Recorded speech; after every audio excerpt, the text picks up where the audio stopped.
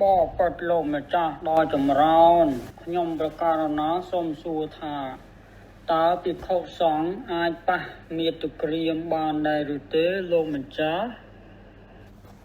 ចម្រើនពរញាតិញោមជាពុទ្ធបរិស័ទទាំងអស់សំណួរដែលឧបាសកបានសួរមកនេះយើងមើល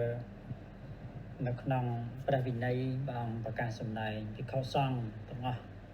មិនអាចដើម្បីប៉ះស្ត្រីបានឡើយព្រោះហេតុអីព្រោះកាលណាបើលោកប៉ះស្ត្រីលោកត្រូវអាបត្តិ3យ៉ាងណាមួយបើប៉ះដោយមានតម្រេកត្រីត្រអាលប្រាថ្នាដើម្បីប៉ះត្រូវអាបត្តិសង្ឃាទិសេសបើលោកនឹងប៉ះចំសាច់នឹងសាច់ដៃលោកឬក៏